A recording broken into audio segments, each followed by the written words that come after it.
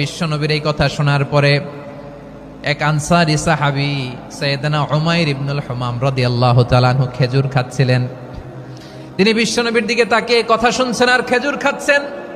যখন বিশ্বনবী বললেন জান্নাতের দিকে ছোট যে জান্নাত আকাশ জমিন বিস্তৃত, বিশ্বনবীর কথা শোনা মাত্র সাইয়েদনা উমাইর ইবনুল হুমাম বললেন বাহ বাহ। কি বললেন? বাহ বাহ মানে চমৎকার, মাশাআল্লাহ চমৎকার। আমরা ইদানিং কালে চমৎকার কিছু দেখলে ইংরেজিতে বলে ফেলি না ওয়াও ওয়াও, বাহ বাহ, মাশাআল্লাহ। বিশ্বনবী বললেন মা ইয়াহমিলুকা আলা কওলিকা বাহ বাহ ইয়া উমাইর।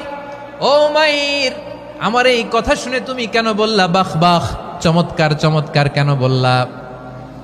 সাইয়েদনা উমাইর ইবনে হুমাম রাদিয়াল্লাহু তাআলা আনহু বললেন ইয়া রাসূলুল্লাহ, আপনার এই কথা শুনে আমি বড্ড খুশি হয়েছি আর আমি প্রত্যাশা করছি আমি যদি ওই জান্নাতের মালিক হতে পারি তাহলে কতই না ভালো হতো। সুবহানাল্লাহ বলেন। বিশ্বনবী বললেন ছোট এই জান্নাতের দিকে যে জান্নাত আকাশ জমিন বিস্তৃত। আপনার এই চমৎকার মুখনিসৃত কথা শুনে আমার হৃদয়ের মধ্যে জান্নাতি হওয়ার বাসনা জেগে উঠলো, এজন্য বলেছি বাহ বাহ, আমি যদি ওই জান্নাতে যেতে পারতাম কতই না ভালো হতো। উমাইরের কথা শুনে বিশ্বনবী বললেন ঠিক আছে উমাইর, জান্নাতে ঢোকার জন্যই, জান্নাতের অধিবাসী হওয়ার জন্য যেহেতু তোমার এত আকাঙ্ক্ষা, আমি বলে দিলাম আনতা মিন আহলিহা, তুমি আল্লাহর ওই জান্নাতের অধিবাসী হবা।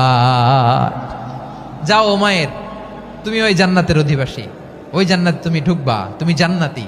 তার মানে সহজ কথায় তুমি জান্নাতি। সুবহানাল্লাহ বলেন।